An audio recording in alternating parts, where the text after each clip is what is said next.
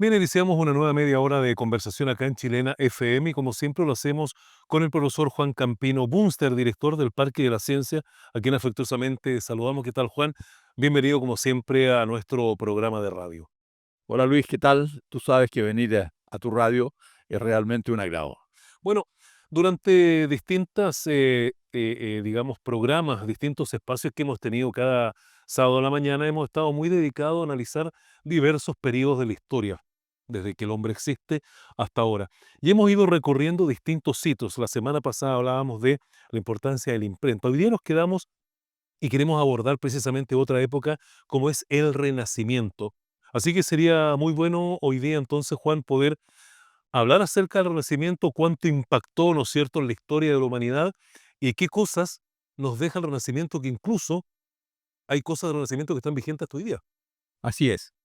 Bueno Luis, la palabra renacimiento significa renacer, por supuesto, y eso significa que algo va a nacer nuevamente. Entonces, para entender este renacimiento que se dio en Europa en el siglo XIV, XV y XVI, parte del XVII en algunos países, es necesario venir un poco más de atrás en temas que por lo demás lo hemos abordado en estos programas. Claro. Tú te recordarás que hubo una época de gloria del pensamiento, que fue el siglo IV, el siglo V antes de Cristo, que se inició con Platón y Sócrates, y después lo continuó Aristóteles, que era 100 años más jóvenes que Platón y que Sócrates. La época de la Grecia clásica, ¿no? Exactamente, Mm. la Grecia clásica. Entonces, él tenía toda la influencia de estos grandes pensadores y ya se influenció con ellos, aprendió de ellos, no porque hayan sido profesores, porque eran mucho mayores, estaban muertos ya. Y este Aristóteles comenzó a influenciar al mundo, comenzó a influenciar al mundo no solo de su pensamiento, sino que de su personalidad, de la llegada genial que tenía ante la iglesia, ante los nobles, en fin. Entonces, este Aristóteles, lo que él decía, porque le decían, él sabe todo, él lo sabe todo, es un hombre que sabe todo. Y finalmente lo bautizaron como filósofo, porque el filósofo sabe de todo. Y este Aristóteles ejerció una influencia importante en cuanto a la cultura, en cuanto a la sabiduría. Pero el Renacimiento vino 2000 años después de Aristóteles. O sea, la influencia fue tan enorme que doblegó a la iglesia, doblegó al clero. Todo lo que había dicho Aristóteles era dogma de fe y nadie podía contradecirlo, porque el que lo contradecía lo pasaba mal. Bueno, después de este Aristóteles viene Cristo, en fin, la era cristiana, viene la persecución, las cruzadas, ¿te acuerdas? Todo, las catacumbas, todo esto que nos impresionaba mucho. Y después comenzó la Edad Media. Sí. La Edad Media con estos regímenes del feudalismo que también lo hablamos. Se le Y considera una época bien un poco oscura dentro de la historia de la Edad exactamente, Media, ¿no? exactamente. Una época muy, muy poco oscura que poco aportó a la cultura en general, poco aportó al conocimiento, a la sabiduría, Pero desde la óptica europea. desde la Porque óptica. recordemos que habían otras civilizaciones como la musulmana, que en la época de la Edad Media avanzó mucho en investigación de matemática, geografía, astronomía. Sí, pero como estamos hablando acá del Renacimiento que fue Sí, en Europa, no fue sí, tanto en Oriente, ¿no? sí, claro. Entonces, vino un periodo muy oscuro, como tú bien dices, que fue el de la Edad Media, donde era una guerra detrás de la otra, donde el ser humano vivía en un estado casi de salvajismo, Claro. donde lo que decía el más fuerte es lo que se hacía. Entonces, era una época donde la gente andaba asustada, esa es la verdad. No había respeto por la dignidad humana No había de las respeto. personas. Y el hombre pasaba en una tercera o cuarta categoría. Así Había es. cosas mucho más importantes, como por ejemplo el poder, la guerra, conquistar, Acumular riqueza. acumular riqueza. Los militares de esa época eran la casta dominante. Mm. Pertenecían a una nobleza que le traían riqueza a su país, digamos. En la medida que conquistaban el país del lado, por supuesto que se transformaba en más rico el país invasor. Entonces había como una sed de que cambiara esto, que cambiara esto. Y aparece entonces el siglo XIV, el siglo XV y el siglo XVI. ¿Y qué ocurre ahí? Bueno, hemos hablado, por ejemplo, de la brújula, que la brújula eh, se inventó 1000 años, es decir, 500 años antes, pero fue mejorando. Entonces la navegación en el mundo pudo extenderse. Ya no era necesario ir mirando el continente para no perderse, sino que podían ir un poco más. Y esto significó que debido a las guerras que había en Europa, los navegantes no se atrevían mucho a desembarcar en cualquier parte porque podían ser atacados. Entonces comenzaron a viajar hacia América. Y el descubrimiento de América, ¿no es cierto?, a finales del siglo XV, fue algo realmente gravitante para esto del Renacimiento, el descubrimiento de América. Después cayó el Imperio Romano de Occidente cayó, y por lo tanto, y eso se lo comieron vivo las tribus germánicas. Claro, el Imperio Romano estaba muy debilitado en ese tiempo. Seguía el Imperio Romano de Oriente, que era el babilónico después, ¿no? Entonces comenzaron a aparecer verdaderos pensadores, porque ya no había tanta guerra en Europa y esta gente ya no era tan perseguida, porque uno de los problemas de por qué no se evolucionó la ciencia es porque había unos tribunales eclesiásticos, la Inquisición. ¿Tú la ves? Así es. Se creó en el siglo XII, o sea, durante el Renacimiento estaba plenamente vigente. Sí. Pero fue una característica de la Edad Media ese tipo de tribunales, ¿no? Claro, por supuesto. Pero una vez que llega el Renacimiento, la Inquisición aún funcionaba. Entonces, todo aquel que decía, y la Inquisición, dicho de esta manera, era un tribunal eclesiástico. Sí. Era para castigar a los herejes. Así es. ¿Quién lo que era herejía? El que decía algo contrario a lo que habían dicho Aristóteles. Al dogma establecido en la época, a ¿no? lo que estaba establecido en la época.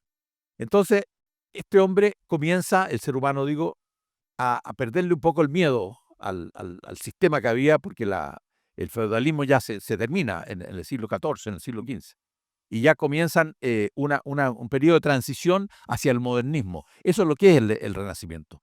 El Renacimiento dura 250 años, 2 siglos y medio. Sí. ¿Qué marca el inicio del Renacimiento? Bueno, el hastiamiento a la guerra. Ya.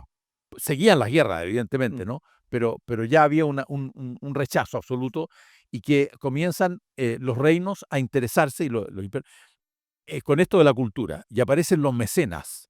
¿Te acuerdas de los mecenas? Sí, absolutamente. La dinastía Medici, por ejemplo, era especialista en eso. Hay varios gente de arte, gente de cultura, que se acogía a los Medici, Sí. y los Medici los protegían de las barbaridades de la época y los protegían de alimentarse, en fin. Estos pintores, que en ese tiempo, si bien es cierto, eran famosos, pero hoy día lo son mucho más. Un cuadro de Miguel Ángel o de Da Vinci de la época no tenía tanto valor como lo tiene hoy. Así es. Entonces comienzan a aparecer estos filósofos, estos pintores, porque en ese tiempo uno era pintor y escultor al mismo tiempo, y filósofo y político. Dominaba muchas artes al mismo tiempo. No era tan Claro. especializado como ahora. Entonces comienza ya la cultura y la sabiduría a salir de los monasterios, porque ahí es donde se manejaba esta cuestión, o la alta nobleza, ¿no es cierto? ¿Y por qué ocurre eso? Por la invención de la máquina hasta que podía reproducir, de la imprenta. De la imprenta, claro. Y que además los chinos aportaron con es decir, la invención del papel. Entonces ya la imprenta, esta imprenta móvil que tú le ibas cambiando las letras, ¿no? Como la Claro. anterior. Y que facilitó mucho la Claro. impresión de textos. Claro, entonces imprimían miles y miles y quizás miles de revistas y panfletos y, en fin, Y libros. y libros, y esto se le entregaba a la población. Entonces ya la cultura no estaba solamente en manos de unos pocos, sino que se podía entregar a muchos. Se masificó. Y la gente comenzó a informarse en general, y esto significó que el hombre que antes estaba relegado, ahora comenzó a ser la principal figura en este desarrollo. Todo se basaba en el hombre, en la sabiduría del hombre. El hombre que sabía ya no era cuestionado. El hombre que contradecía un poco a la iglesia no era tan cuestionado, a menos que dijera aberraciones, ¿no? Entonces comenzó a desarrollarse este renacimiento en beneficio del hombre. Claro. Pero las guerras continuaban, y como las guerras continuaban, también habían algunos que no estaban de acuerdo con este renacimiento. Y es así como cayó el Imperio Romano, porque también participó de este renacimiento, y vinieron otras invasiones, y el renacimiento este que duró 150 años, con tremendos próceres que ya hablaremos de ellos, simplemente cayeron en manos de los vecinos. El renacimiento donde más marcó fue en Italia, Ya. en Roma, en Nápoles, en Milán, en el norte, y sobre todo en Florencia. los que hemos tenido la suerte de estar por allá, vemos a Florencia con todas sus construcciones de aquella época y la verdad que te conmueve, quieres mirarla y seguirla mirando. Bueno, y tiene un testigo de ese pasado, ¿no? La- Está en el presente. sí, Sí, po. claro. Entonces, cambió el pensamiento en Europa. Ya no era la guerra, sino que el pensamiento tenía como centro al hombre. Había llegado la sabiduría a todas partes. Entonces, ¿cómo se manifiesta esto y cómo se sigue manifestando? Porque la verdad que todo lo que se logró en cuanto a arte en el Renacimiento sigue plenamente vigente. Los museos, por ejemplo, hoy día, que tienen las obras de Leonardo da Vinci, o las de Miguel Ángel, en fin, esos museos tú tienes que pedir hora para entrar, porque, Claro. porque bueno, hoy día en el mundo hay mucho más habitantes de los que habían entonces. Pero quiero decir que el interés de la gente no ha bajado. Está, por ejemplo, Leonardo da Vinci con la Gioconda, bueno, también tuve la suerte de verla y uno la puede ver en internet, qué sé yo. Y este hombre hizo la Gioconda no en años, sino que era tan talentoso que fue el cuadro hoy día más comercial de ver, Sí, claro. el más importante. La Última Cena, que cuando uno lo ve también en vivo y directo, tú quieres no salir de ahí, quieres que se desocupe un banco para sentarte Y contemplarlo largamente, ¿no? contemplado largamente. Qué sé yo, está también Miguel Ángel Ujú. ¿cómo se llama esta estatua gigante que hizo David? El David, Así es. que el David es un cuerpo perfecto y que tiene 5 y tantos metros de alto y que pesa 5 toneladas, creo, Ya, de mármol. Y lo hicieron con una pieza de mármol que sobró de algo por ahí. claro. Este hombre la pescó Y de ahí y, esculpió este y lo cuerpo. transformó exactamente. Y hay otros, pues, qué sé yo, Tiziano, por ejemplo, Botticelli, y en fin, Rafael.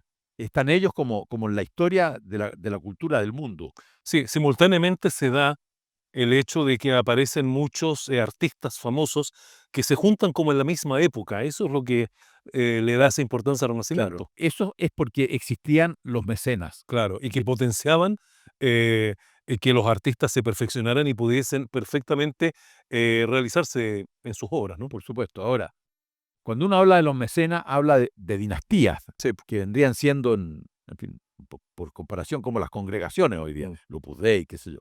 Entonces, estas dinastías eran poderosas, porque venían del sistema feudal, y en los feudales, tú sabes que estaban los nobles, el clero y los vasallos abajo, ¿no? claro, Y estos, el clero, que era la iglesia, por supuesto, tenía ejércitos armados. así es. Y el tribunal que inventaron, el de la Inquisición, fue Gregorio IX en el siglo XII, siglo Ya. XII. Y eran unos salvajes, porque por lo menos comparado con lo que es hoy día. Aplicaban unos castigos bastante duros, ¿no? Y que estaban destinados más bien al sufrimiento de la persona antes de morir, porque de esa manera bajaban también Claro. cualquier intención de poder desafiar lo que en esa época Sí, se decía por parte del clero. así es. Y ahí hay casos que son terribles, que conmueven. Por ejemplo, el caso de Juana de Arco. Sí, El caso de Juana de Arco. Juana de Arco era una chiquilla hija de campesino. Y como estaba la guerra de los 100 años con Inglaterra, ella se enroló al ejército junto con ella, otras niñas de así Selma. es. Y ella decía que tenía unas apariciones divinas. Pero una niñita de 18 años, imagínate, por favor. Y ella le daba recomendaciones a los generales de cómo tenían que enfocar la guerra. Claro. Entonces siempre, mijita, ¿usted dónde saca esto? Bueno, y resulta que fue asertivo lo que ella dijo y, eh, en fin, de alguna manera influenció a ganar la guerra. Y le fue bien con eso. Le fue bien a ella con eso, Sí, por supuesto. Pero la capturaron unos soldados franceses que al final de la guerra ya están todos vendidos qué sé yo, para salvar la vida, aunque Francia ganó, claro. pero se vendían a los ingleses, vivirían en Inglaterra, qué sé yo. Y apresaron a esta Juana de Arco y se la llevaron. Y los ingleses la juzgaron en la famosa Inquisición y la condenaron a los 19 años a morir en la hoguera. Claro, Y por eso que hoy día es Santa Juana de Arco. así es. Bueno, Entonces, claro, y aparte de Juana de Arco tiene el caso Giordano Bruno en el ámbito Giordano Bruno, claro, científico, que también fue quemado en la hoguera porque manifestaba cosas bastante controversiales respecto de claro, los cielos, ¿no? claro, exactamente. En cuanto al arte, en cuanto a ese tipo de cultura, eran estos grandes, los que te nombré delante, Sí, con Leonardo y con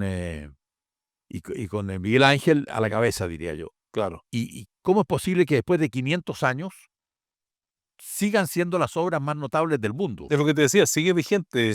Y vaya que sigue vigente, Sí, porque tú ves esos museos, si lo queremos evaluar en ese sentido, bueno, no están solo ellos los museos, hay muchos de estos famosos, ¿no? pero son millones de personas que entran a ver las obras de estos señores que vivieron hace 500 años. Claro. Admirable. O sea, uno dice con la computación, todas estas cosas hoy día, bien podría inventarse algo para que la pintura sea perfecta, Sí, claro. pero sin embargo, aún ellos están en eso. Bueno, es un tema porque, como tú muy bien señalas, muchas de estas obras, eh, digamos, han sobrevivido al paso del tiempo, los terremotos, a veces, muchas veces estas pinturas y esta obra no estuvieron en los mejores lugares para que se cuidaran, porque eso se pintaba en una muralla Claro, y ahí quedaba a merced de los elementos externos que podían descomponerla. claro. Pese a eso, hoy día siguen muchas de estas pinturas y estas obras siendo parte de la cultura actual y están vigentes, hoy día se pueden ver. Claro, en la Capilla Sixtina, por Mm, ejemplo, está en el Vaticano eso, y para entrar ahí es otro lío, porque no es cuestión de hacer la cola, pagar la entrada y entrar, no. En fin. Entonces, tú entras a esta cosa y ya no eres más un ser humano allá adentro, porque vas siendo movido por gente, digamos, que la tienes pegada por adelante, por atrás, por los lados. claro. Entonces ya vas en un Una ambiente, masa, una una ma- masa que se mueve. y yo digo, si hay un incendio aquí, Dios mío, aquí no salva a nadie.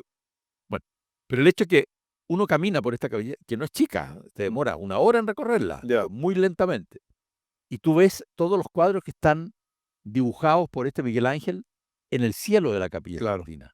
Eso realmente cuesta entender de que eso no lo haya hecho un computador por la perfección que tú ves y por la cantidad de metros cuadrados de pintura que hay ahí. Claro. Entonces, eran como iluminados esta gente. Yo creo que algo tiene que haber pasado con estos pintores famosos y escultores, ¿no? Que yo hoy día no los veo, ¿no? Sí. Lo que pasa es que además que recordar que en esa época, un poco antes, se levantaron muchas catedrales con técnicas del manejo de las piedras que hoy día se desconoce porque muchas se perdieron, Claro. pero son edificios que hasta el día de hoy en su mayoría Sí. se mantienen absolutamente en pie, han resistido el paso de los años, los terremotos, y las técnicas son bastante desconocidas ahora. Dudo mucho que hoy día se pudiese levantar con la misma condición una catedral ocupando los elementos de la antigüedad. Ah, Pero para que veas tú cómo era de genial claro. todo esto y el conocimiento que tenían sobre construcción estos albañiles, ¿no? Sí. Mira, desde ya que la ingeniería no funcionaba mucho, esas construcciones no tienen fierro. No, pues, Son piedras que están adheridas con la técnica de aquellos años. claro, Ahora, también es cierto que en Europa no hay terremotos. Si claro. estuvieran en Chile o, en fin, en el cordón este que nos azota a cada rato, quizás no sería eso el cuento. Además de eso, por supuesto que las mantiene porque tiene un valor turístico Sí, enorme, ¿no? Pero tú te acercas, como unían las piedras, por ejemplo, en un templo tú te puedes acercar ahí. sí. Y eso está hecho, pero con un cincel, es la Ya. perfección misma. Las piedras calzan como un Claro, rompecabezas, ¿no? ¿cómo podían hacerlo? Porque Claro. habían canteras y esto lo tenían máquina. Ese es el conocimiento que te digo que hoy día probablemente no Claro, se conoce mucho, pero en esa época los constructores eran muy perfectos en sus claro. Y cálculos. tú tienes cúpulas que tienen más de 20 metros de altura. Sí, O sea, toda la estructura que hay hacia esa cúpula, que muchas de esos fueron construidas en el siglo XII, siglo XI, siglo XIII. eh, ¿Cómo es posible que se mantenga en el estado que se mantiene? y se sustentan, ¿no? Yo no he visto una cúpula en el suelo en Europa. O sea, a ver, quizás un incendio por ahí, qué sé yo, en Notre Dame, en Y París. me parece que esto es por gravedad que se mantienen, Sí, es por gravedad, es por pero hay gravedad. hay hay algo que las une, Mm, pero el tema está ahí. Son tan bien calculados estos arcos sí, que no se deterioran. Entonces, es como como decir, ¿para qué tanto ingeniero entonces? Si sí. esta gente eran, como tú dices, no habían ingenieros, eran los albañiles Los albañiles que tenían mucho conocimiento. que ten Quizás el secreto de las catedrales estaba en sus arbotantes, que eran las que les sujetaban, ¿no es cierto?, las murallas, ¿no es cierto? sí, pero que Claro, se mantienen idénticos, algunas las habrán reforzado, claro. creo que no, pero se mantienen idénticos hasta el día de hoy. Entonces, estos genios que había en ese tiempo y que estaban como achicados, porque para hablar un poco de Giordano Bruno, que tú Sí, acabas de claro, mencionar, claro. él era compadre ahí de Galileo Galilei, que para mí es el físico más notable de la antigüedad, Galileo. En fin. Claro, entonces, en ese tiempo, antes de ello, en el siglo anterior, en el siglo XIV, diría yo, apareció un señor que se llamaba Copérnico. Ya, sí. Copérnico. Y este Copérnico era un monje polaco. Ujú. Era monje, porque allá tenían muchas profesiones o muchos, en fin, oficios. Y este señor descubrió de que el centro del universo no era la Tierra, Ya, claro. sino que era el Sol y ni siquiera del universo, era el centro del sistema solar, el Sol. Bueno, con eso desafió el paradigma de la época. Claro, exactamente. Y él lo escribió, y hay libros de esa época, no existía la imprenta, o sea, el libro escrito a mano, Claro. donde él hace sus cálculos que se equivocaban en el 1% de los cálculos que hoy día te hacen las naves espaciales y todo. O sea, era gente muy informada. Y él decía que no lo era. Entonces le decía que por qué no lo publicaba, este libro que había hecho. Decía, no, porque me van a meter a la Inquisición, estoy renegando de las cosas que hoy día se cree. Y lo cayó. Y después ese libro llegó a manos de Galileo Galilei. Y Galileo Galilei, que era más alocado, era muy querido por el pueblo, entonces él hizo publicaciones, algunas someras, para tantear un poco cómo reaccionaba el clero y la famosa Inquisición. Y por supuesto que lo pescaron, porque en ese tiempo la herencia aristotélica, decía 2000 años, decía que en la Tierra, el planeta, era el centro del universo. Y él dijo, no señores, no es el centro del universo, ni lo es el Sol tampoco, pero la Tierra gira orbitando el Sol. Le dijeron, ¿ah, sí? Vamos al tribunal entonces, mi amigo, para que usted demuestre. ¿Qué es eso? Como era toda una manga de ignorantes ahí, porque no eran científicos, todas sus explicaciones no daban lugar. Pero la verdad es que ya se estaba destapando en ese tiempo, digámoslo así, la influencia de la ciencia sobre la religión. Y entonces no lo absolvieron nunca porque él no se desdijo, o se desdijo en voz baja. Claro. Y le dijeron, ya señor Galileo, no lo vamos a mandar a la hoguera, usted está viejito, váyase para su casa, y estuvo preso los últimos 8 años de su vida y murió ciego. Sí. Juan, ¿y qué marca en definitiva el final de este periodo de la historia llamado Renacimiento? Bueno, porque comenzó la ciencia a hacer su trabajo ahí. Ya, Y de eso hablaremos en los programas siguientes, la ciencia exactamente. ya. Ya muchas de las cosas que aseveraba el clero, no digamos la iglesia, se llamaba clero en ese tiempo, Sí. se derrumbaron. Se derrumbaron absolutamente. Porque, como hablábamos antes, ¿te acuerdas cuando hablamos de Tales de Mileto, por Sí, ejemplo, claro. como 500 años antes de Cristo? Él marcó una época porque dijo, señores, ya la divinidad no tiene nada que ver con las cosas que ocurren. Hasta ahora hemos creído, hay un relámpago en la fiereza de Dios. Hay una sequía, es que nos está tratando Dios porque nos hemos portado mal. Claro, Era el castigo divino. Entonces, aquí no hay castigo divino. Ahora vamos a echar a demostrar las cosas. claro. Y con esto el Renacimiento marca un quiebre con el feudalismo. Ya aparece Napoleón y otros varios que eran, en fin, no pensaban, no respetaban este sistema político, ¿no? Y entonces comienza a cambiar. Por eso te decía que el Renacimiento es un trance entre la antigüedad, por llamarlo así, de la Edad Media, y lo que es el modernismo. Y eso tiene mucho que ver la ciencia, porque se inventaron muchas cosas que antes se daban por divinas y resulta que no eran divinas. Entonces la Inquisición fue perdiendo su poder, Napoleón la abolió, eso fue en el siglo XVIII, pues en el XIX, porque fue en 1801. Entonces, ahí cambió la cosa. Y cuando ya el hombre tenía la libertad de pensar, podía expresar su sabiduría, podía decir cualquier cosa y no le pasaba nada, entonces la historia del hombre marca ahí un cambio muy importante. Y eso viene prácticamente con la Revolución Francesa. Ya. Ahí se sienta la base de todo aquello, ¿no? Ahí se sienta la base Que de todo. incluso, al igual que el Renacimiento, la Revolución Francesa también sigue siendo vigente por muchos de esos postulados hasta el día de hoy. Por supuesto que sí, por supuesto que sí. Pero lo interesante, Luis, es que ya la gente comenzaba a hablar Claro, en los bares, en la plaza, en la iglesia, comenzaba a decir libremente lo que pensaba y no era castigado. Entonces hay un destape cultural gigante, no solo en la ciencia, sino que en todo. bien, Juan, yo te quiero agradecer que nos haya acompañado un sábado más acá en la radio para hablar hoy día de este periodo tan interesante como ha sido el Renacimiento. Así que muchas gracias por esto. Gracias a ti por la invitación. Bien, pues sí, hemos conversado con el profesor Juan Campino, director del Parque de la Ciencia, hablando del Renacimiento, como siempre, en nuestras charlas semanales aquí en Chilena FM 101.3.